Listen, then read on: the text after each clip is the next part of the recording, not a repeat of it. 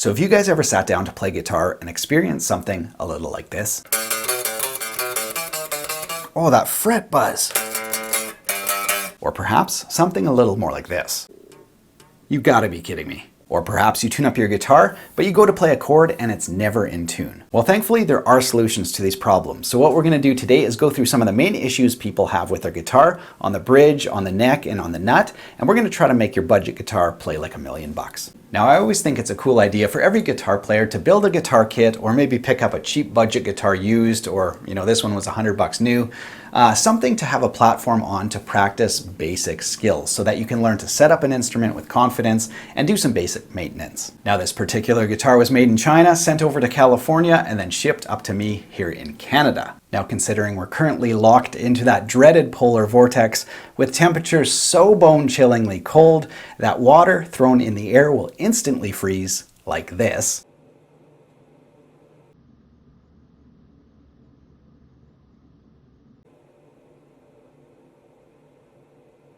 I've got to say this guitar arrived and has held its setup quite well. So within today's video on how to set up a budget guitar so that it doesn't suck and that it plays really well, we're going to break it up into 3 different components. So first of all, we're going to tackle the nut and the string trees. On cheap and budget guitars, this is the culprit for like almost every tuning issue with a budget guitar. So it's super essential stuff. We're going to talk about how to make this work so that your guitar holds tune. We're going to talk about the overall setup of the neck, including the fret ends, and then we're going to talk about setting up your bridge and your action height to the radius of your neck. All right, you guys, let's launch into topic number 1, which is the nut and the string trees. This is super essential. Here we go. Now, as I previously mentioned, the nut is one of the most important areas on your instrument, and certainly on budget guitars, one of the main issues why they don't play well. So we have to address this. Now, first of all, if the height is not set correctly for your string, it's going to cause massive tuning issues. And it doesn't matter if you're playing a C or an A or a D, it's all going to sound out of tune, even though you use your tuner and your strings are all in tune. As soon as you go to press down, you have to press down so far. It would be like, if the string was like this and you had to press down so far just to, contact that fret, the whole guitar would go out of tune and you'd have to lower the nut slots.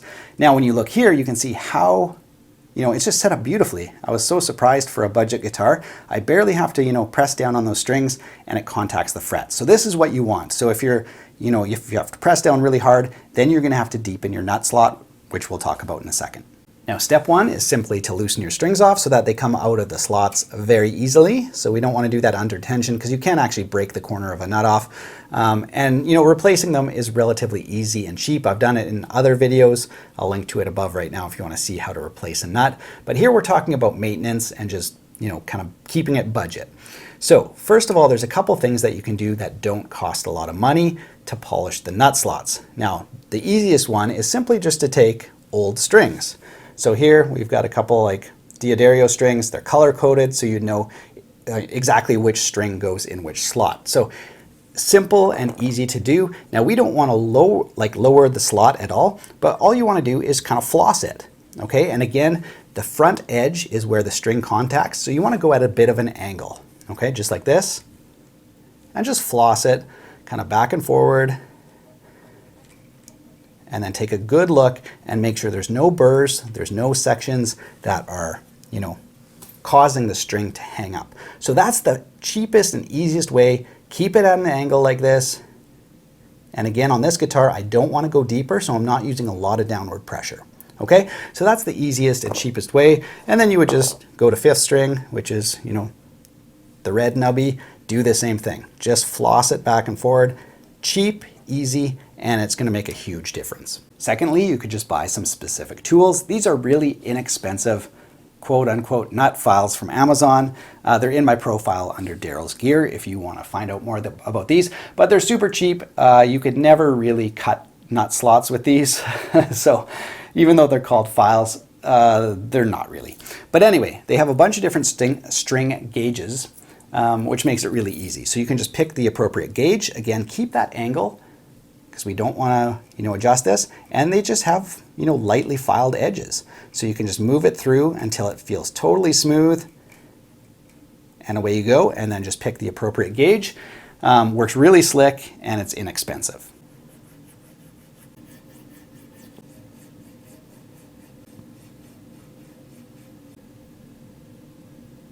So that's all it takes to polish up the nut slots. After that, you want to lubricate with some pencil graphite. So if you don't want to spend a bunch of money, just use old strings like I showed you, floss them back and forth, use a pencil, done. That's going to be awesome. Now that being said, the best product I've found, to go beyond pencil graphite, which you have to reapply quite often, is the Super V. So this stuff works really well.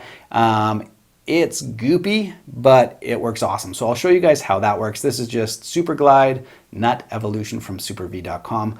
Not affiliated with these guys at all. It just works really well. So anyway, here's what we're gonna do. All right, so good to have a paper towel on hand. You can just use a toothpick, lightly dip some of the goop in and just paint it in. Now this stuff hardens up to like an insane smooth surface. So it works awesome. Now it takes like, maybe a couple hours before it really does that. But anyway, you can just sort of paint it in, put your string in, and then move on. So this stuff works amazingly well.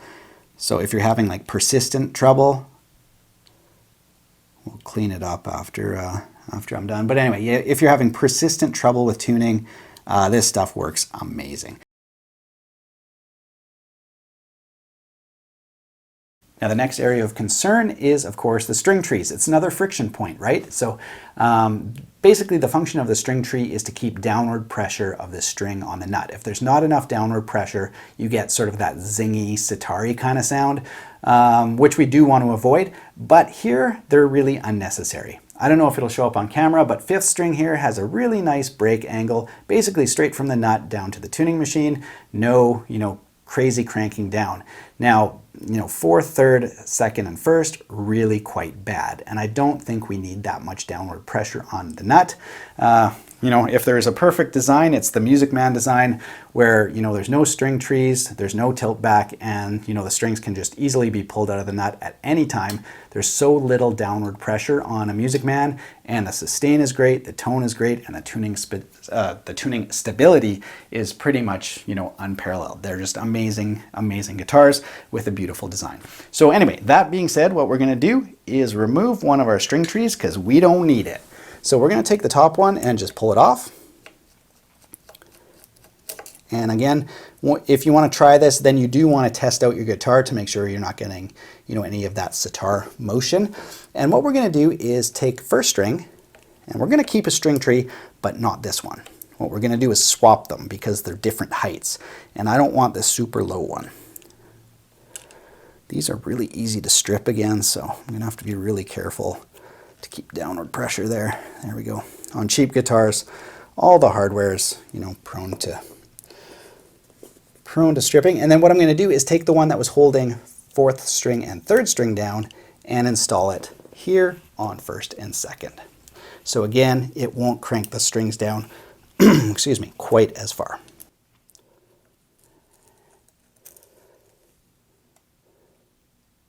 There we go. And done. So we've eliminated one friction point here, and then we've raised the string tree up here on 1st and 2nd string. That should help a ton. So there you go, a little dab of wood filler right here, and you'll never notice anything was there. And of course, we'll do a little playing test for you guys at the end so you'll hear what this sounds like. All right, so that's setup tip number 1. I wanted to cover that one first because it can be absolutely so frustrating and a massive turnoff for new players if they get this awesome guitar, they're so excited to learn, and it just doesn't hold tune. This is something easy that anybody can do. So anyway, hopefully you guys found that helpful. All right, so let's move on to concept 2 for making your budget guitar play like a dream. So we're gonna move down the neck. We've done the nut and the string trees. That's all good. We're gonna tackle sort of sharp and protruding fret ends that can really plague budget guitars and even more expensive guitars.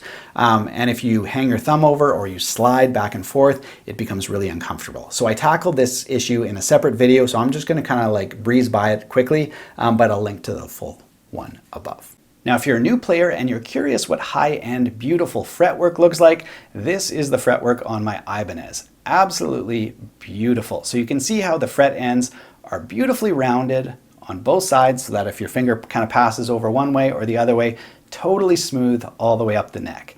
And this takes a lot of man hours, which is, why it's not found on a lot of guitars. But anyway, beautiful, beautiful fretwork all the way up and down the neck of this Ibanez. And you can see the fretboard is rolled a little bit. So very, very comfortable to slide, to move. It just helps you get around the neck, easily and comfortably. So let's take a look at our budget guitar. All right, now here's a look at our budget guitar. So as you guys can see, hopefully, there are like little tooling marks on the edges, like the files where they went by and kind of like shaped the frets. Now they're not sharp in any way, but we just want to smooth those out for a better experience. Now the second thing you'll notice is the fretboard ends are like rolled, amazing. So they're just like no sharp edges, beautiful from that standpoint, but the fret ends themselves could use a little polishing. So to polish up the fret ends, all we're going to use is this cheap Home Depot, eBay, Amazon foam sanding block, sometimes called a sanding sponge. And what we're going to do is take, this one's like four-sided, we're just going to take the light grain side because we're not sanding, we are just polishing, okay? So no downward pressure, and what you want to do is take the angle of the fret ends. So look at the angle of the fret ends. This will span at least 3 frets, so it should keep you right on track, and then all you want to do is float it back and forth. So like I said, no downward pressure, we're polishing, we're not sanding. And what this is going to do is just take some of the edges off both sides and take the tooling marks out of the frets, okay? Oops, I should take that little fuzz off there. Okay, so that's all you have to do. I would do like maybe, I don't know, 10 to 15 passes. Again, no downward pressure, and then check on your fret ends and go from there. Now, after using the sanding block, I went over the fret ends with a little steel wool just to shine them up, and now you can see all the ends are a little bit more rounded, most of the tooling marks are gone, and they just feel absolutely fantastic. So no special tools, 5 minutes, and you've just got like a pro playing neck. Okay, so we've got our tuning issues solved at the nut. Hopefully we'll do a playing test at the end just to see, do a bunch of bends and stuff, see if it holds tune. We've got beautiful fret ends all the way up and down the neck. Feels absolutely beautiful. It came with a satin finish, so feels really great to play on. Now what we want to tackle is the string action. So if your string action is too low, you're going to get a bunch of that fret buzz, and if it's too high, it's going to be unplayable and put your guitar out of tune as you press down on the fret. So this is very important.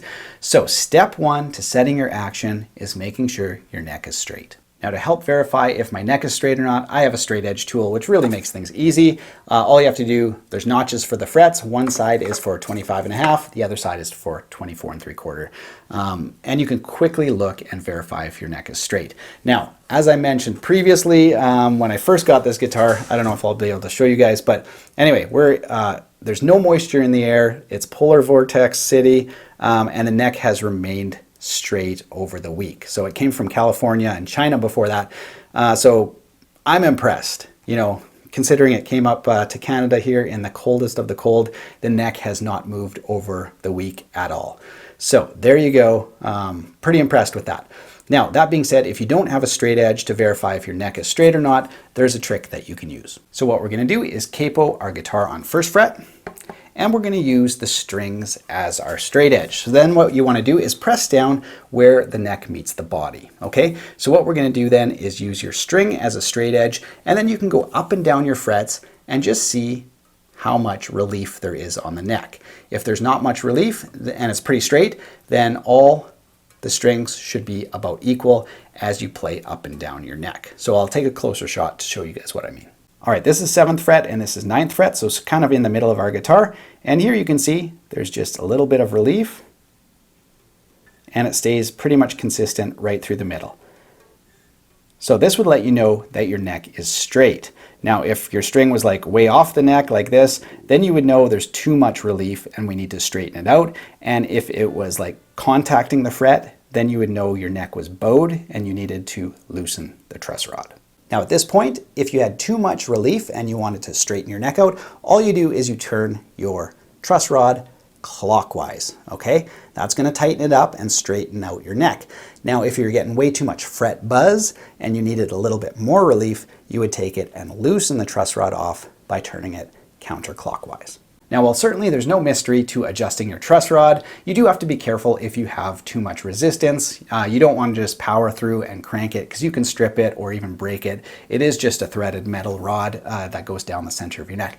So if you have a bunch of resistance, don't just power through, just stop, loosen it, and just get a feel for it. It is an essential skill for everybody to have because your neck is going to move, come wintertime and then, come spring.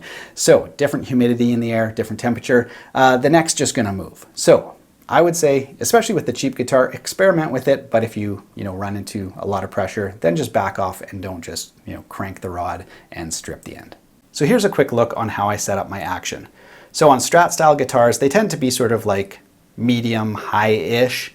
I just find it sounds a little bit better. The notes don't choke out and they just sustain a little bit better. So I don't have the actual gauges to measure for you guys, but I would imagine it's close to Fender's specs. On like a PRS or an Ibanez, they might be a little bit lower. But for this style of guitar, I find this is a perfect combination to eliminate fret buzz while still being really playable. Now, before we do our intonation, which is the absolute last step of our setup, we don't want to set our intonation and then move a bunch of stuff because it's just going to go out. So that's going to be our last step. So what we're going to do next is radius the saddles. Again, this is super important to have the same radius on your saddles as you do on the neck because again, it affects playability and fret buzz if you don't have that set up correctly. Now, while radius gauges are certainly not mandatory for this step, you can just eyeball it. They do come in handy. So I can verify that the radius on this guitar is 12, and that's going to help us set up our saddles. So let's jump over to the saddles. Now, when we look at our bridge, there's a couple things to consider. First of all, the adjustment feet are way too tall. So I need some shorter ones. You can order shorter ones because this is just going to like poke my hand and we just don't need that height. So that's the first thing. So in the future, I think we should replace those. But when it comes to radius, you can just slide them under the strings like so. And here, I can definitely rock it back and forth, which means these center ones need to come up a little bit higher. My 6th string and my 1st string are okay. Now on block saddles, it's easier just to even set them on the saddles themselves, but a little trickier on the bent steel, but hopefully you guys can see there's a gap between the center ones. So we're going to start by raising 3rd string and 4th string. Now, once you verify the height, you should loosen the tension off the strings. It's going to make adjusting the saddle a lot easier and, remove any chance of stripping these out.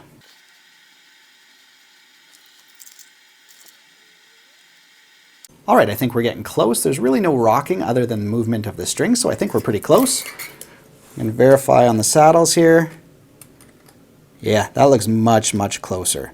So I think we're pretty good. Let's move on. All right, hopefully you haven't been finding this too daunting. If you just go slowly and step by step, take your time, it's amazing what you can do to a budget guitar. And just because it isn't playing well or, it's got a lot of fret buzz or the strings are too high, all those are solvable problems. And it doesn't mean your guitar is garbage.